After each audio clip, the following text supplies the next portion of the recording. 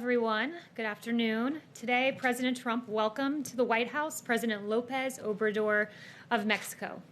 The meeting reaffirmed the incredibly strong ties between President Obrador and President Trump.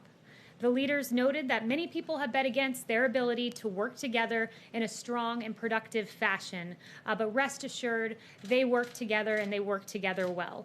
The U.S.-Mexico relationship has never been stronger or more productive, thanks to the leadership of President Trump.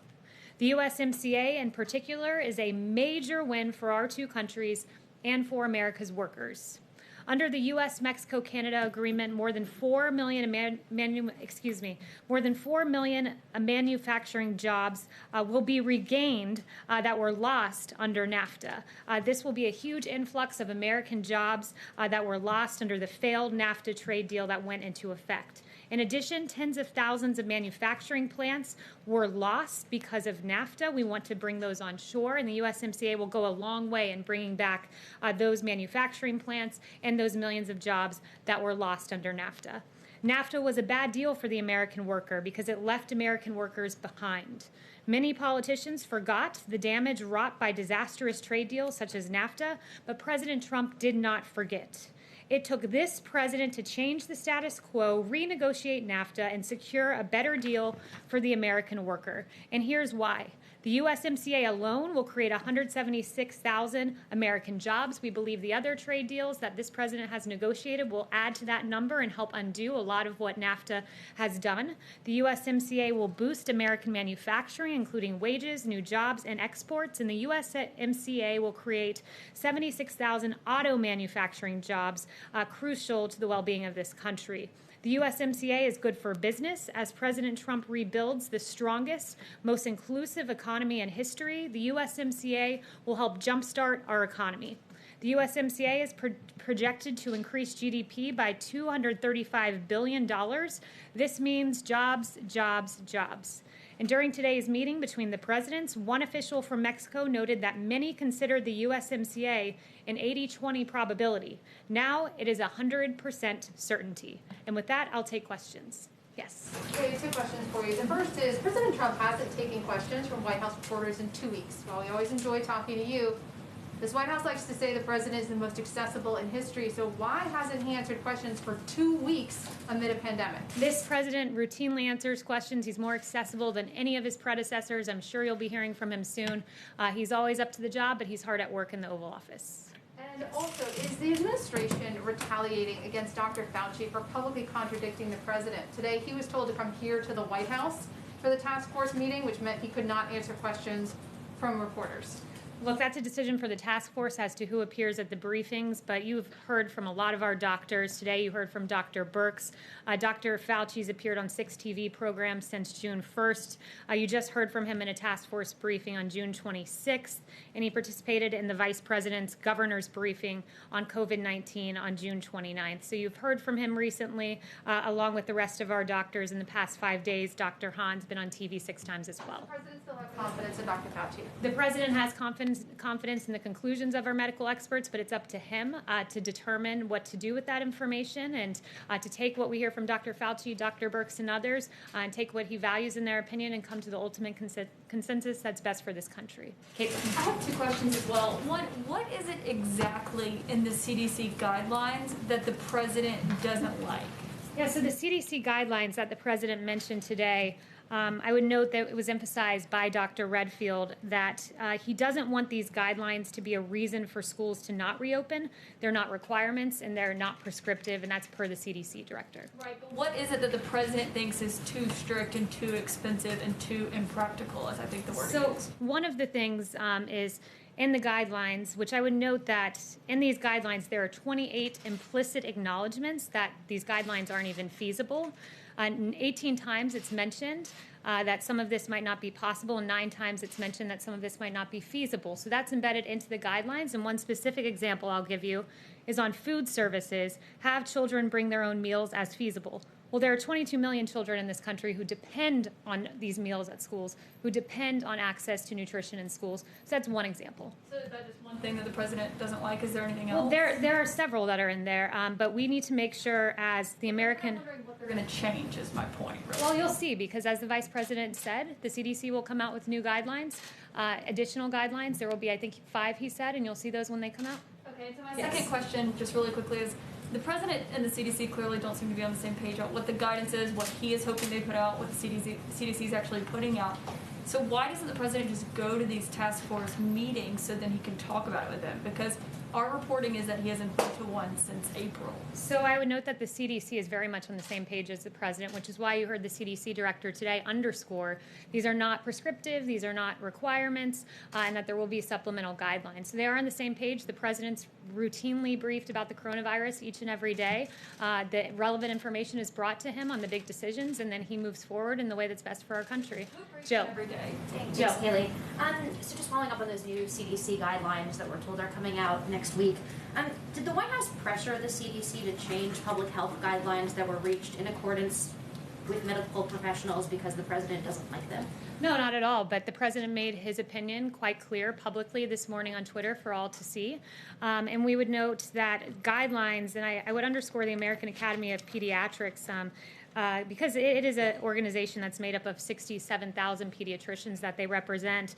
They are very adamant about kids needing to go back to school, and they said school policies must be flexible and nimble in responding to new information, and administrators must be willing to refine approaches when specific policies are not working. Policies should be practical, feasible, and appropriate for child and adolescent development stage. Is the President against social distancing guidelines in school, things that are included in those guidelines now, like placing desks apart from each other, staggering school times? Is she against those elements of it? So I'm not going to get into each and every element and where he stands on it. The President wants us to go back to school safely. Our children depend on it. These schools are essential, and I think he stands on the side of parents across this country who want to see their kids back in school, who want to see make sure that their kids don't fall behind in education. Yes, Christine. Thank you, Kayleigh. By this point in the 2016 campaign, President Trump had been talking about what would ultimately become the USMCA for more than 9 months. So when do you think we can expect President Trump to detail his priorities for a second term? I think you hear him talk about it quite often. More trade deals are on the horizon from this president, lower taxes, more funding for our schools. One announcement that I do have for you is that in CARES Act 4, he's looking to substantially bump up money for education, but at the same time understand that this money should go to students. So that's one priority we're looking at more in the immediate term, supporting our schools, supporting our families. He's talked about payouts, stimulus payouts to Americans that worked very well the first time. It's something he's mentioned for a phase 4. He's talked about payroll tax holiday, which would be a big tax break for America's workers. So those are a few in the immediate term, and you'll be hearing a lot more about a second term in the coming months. Do you think he might detail some of those priorities in his speech this Saturday at the rally in New Hampshire? So I don't want to get ahead of his speech this Saturday, but you'll certainly be hearing in coming speeches more about the president's vision for the second term. Building the economy is one thing that he mentioned just this week. You know, he brought the hottest economy in modern history once. He wants to do it again. He did that through deregulation, through lower taxes, and that led to historic low unemployment for Black Americans, Hispanic Americans, disabled, our veterans, and those are the kind of policies, conservative policies he's looking at for a second term. And anything that you could say to Republicans on Capitol Hill who have talked to reporters and said that they would like President Trump to perhaps be a bit more forceful about what exactly he would intend to do? Well, the president's been very clear. I mean, I just mentioned to you what he wants in CARES Act 4. He's mentioned some other things, so I think he's very vocal about what he wants, and you'll be hearing more from him. Justin. Thanks. I had one on Hong Kong, but I first wanted to just follow on the rally question. Just before you came out, the director of the Tulsa Health Department said that the president's rally very likely contributed to a surge in coronavirus cases in the city. We know that allies and advisors of the president also have tested positive since Tulsa, and in New Hampshire, masks are recommended but not required.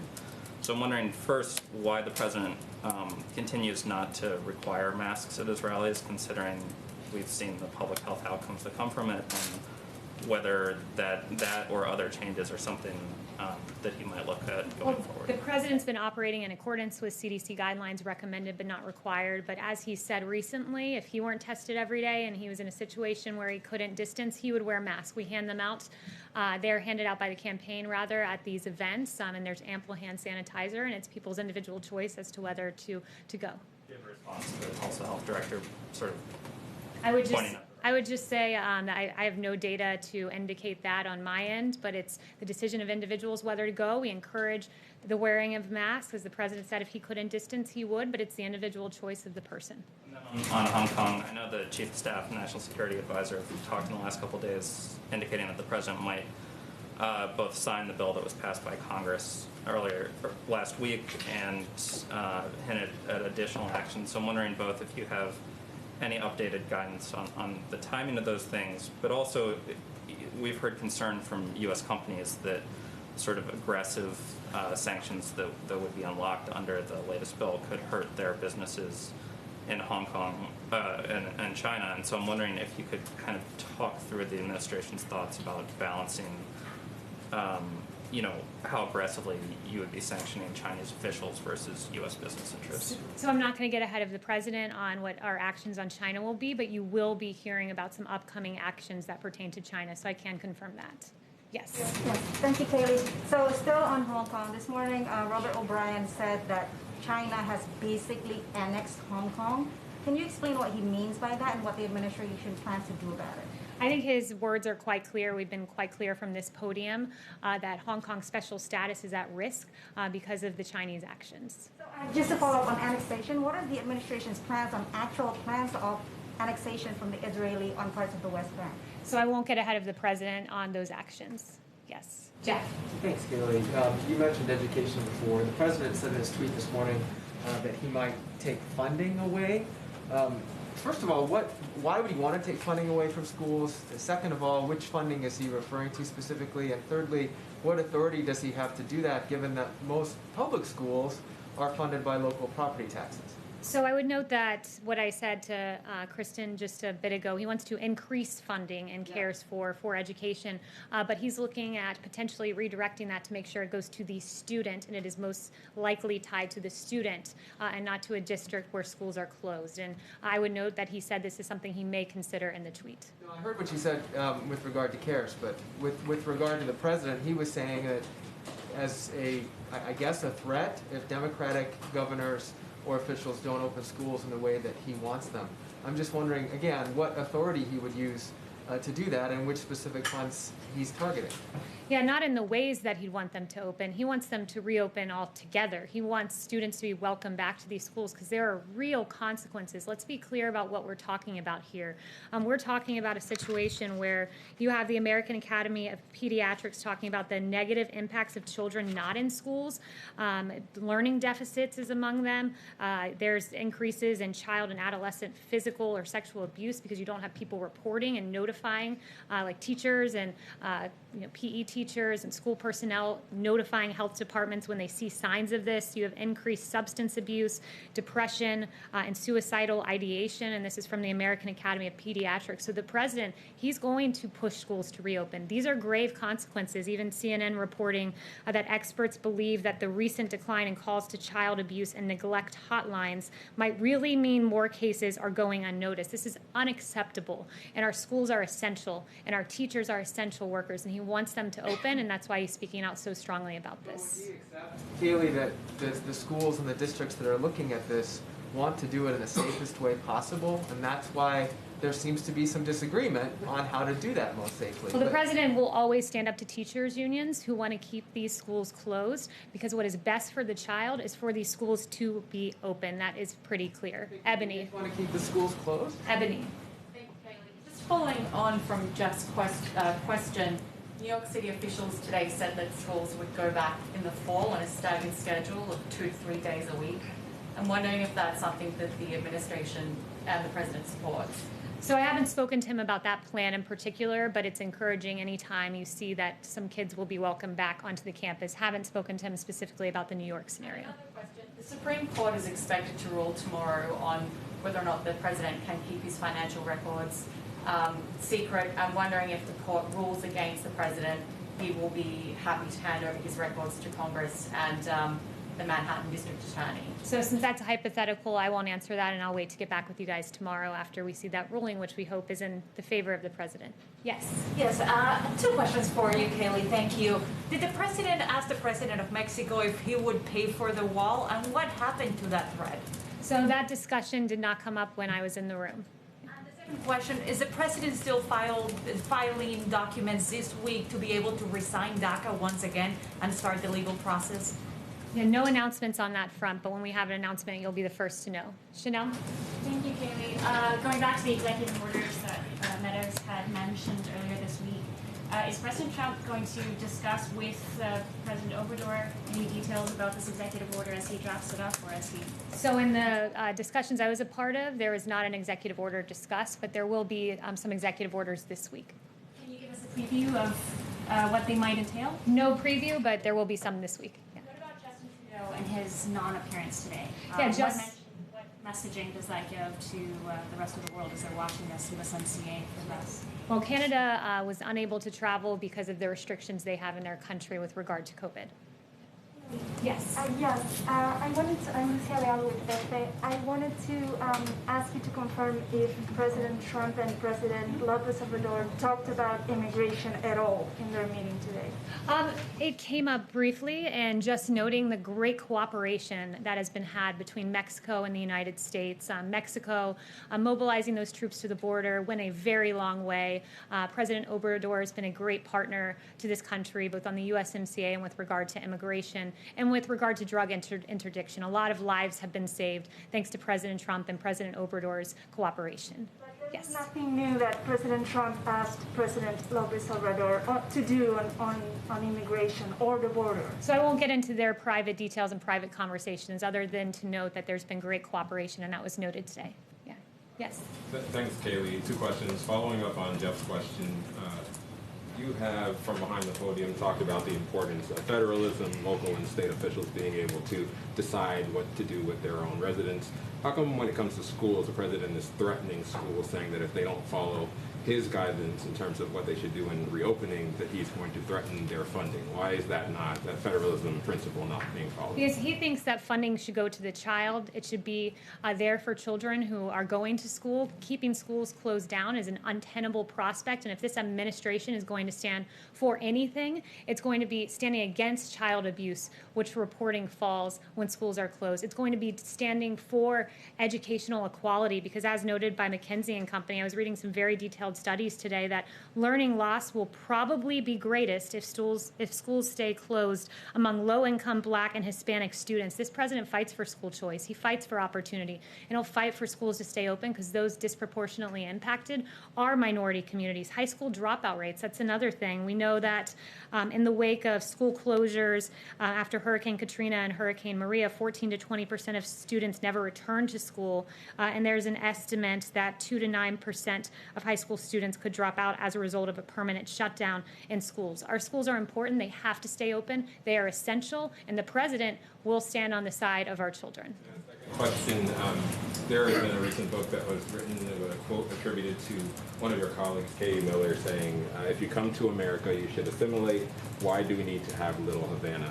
Is that a statement that this administration, this White House stands behind? So I spoke to Katie before coming out here, and she says that those quotes are not true as described in the book. And I'll tell you this, that there is no greater ally of the Cuban community than President Trump. He loves the Cuban community. He's moved his residence down to Florida, South Florida in particular. And there's no greater advocate against socialism than the Cuban community in this country, and than this president who said America will never be a socialist country. Yes. Thanks, Kayleigh. So the city of Houston just a little while ago canceled the Texas Republican convention because of COVID concerns. Are there any fresh thoughts about scaling back Jacksonville? No, we're still moving forward with Jacksonville. It'll be a safe event, it will be a good event, and it will be up to the RNC as to how those details are hashed out. Can I ask an education question, not lower school, but colleges and universities? A couple of them at least are challenging the ICE ruling having to do with visas for foreign students when the universities are not holding in-person classes. And I'm wondering if that is aimed at pressuring colleges to fully open, that feel maybe that it's not safe to do so. I think the policy speaks for itself. You know, you don't get a visa for taking online classes from, let's say, University of Phoenix. So why would you if you were just taking online classes generally? And I would note with regard to Harvard and MIT suing over this, and all due respect to my former alma mater, perhaps the better lawsuit would be coming from students who have to pay full tuition with no access to in-person classes to attend. Yes. When it comes to the flexibility with the Jacksonville event, could that flexibility include moving events elsewhere if the case counts continue to rise in Florida, even possibly back to Charlotte if the cases stabilize there or go down? You know, I'll leave that to the president and not engage in hypotheticals, but he's very excited to go to Florida. It's his home state. Jacksonville is the designation and the designated place of the Republican National Convention. Consider how to proceed forward. As schools are potentially considering perhaps a middle-of-the-road approach that, for example, New York is looking at, is that something that is acceptable to the president, this half home, half in the building, as opposed to opening them up fully? Yeah, I'll leave that to the president. I haven't spoken to him specifically about the middle-of-the-road approach, but I will talk to him about that and get an answer for you. One thing I want to leave you with, and thank you all, these were very good and very thoughtful questions, so I appreciated them. This is a bit of a news item. The Kansas City mayor and the governor wrote to the governor, a letter that said this: "We are at a crisis point," he said, and additional help was needed to provide more tools for law enforcement and prosecutors to interrupt conspiracies to commit murder and the violent acts, particularly offenses committed by felons using deadly weapons in the streets of Kansas City. And as of yesterday, Kansas City had reached 100 homicides, a 40% increase from last year, according to the mayor's office. Absolutely tragic numbers. And Attorney General Barr has announced that there will be a launch of what's going to be called Operation Legend. It's a new initiative designated to fight the surge of violent crime that we've seen in Kansas City, directly in response to those requests by the mayor and by the governor. And specifically, Operation Legend is going to focus on a federal effort to increase law enforcement presence in the city. Attorney General Barr has directed agents from the Department of Justice's law enforcement agencies, the FBI, U.S. Marshal, DEA, and ATF, to be on the ground in Kansas City within the next 10 days to help state and local officials fight the surge of violent crime.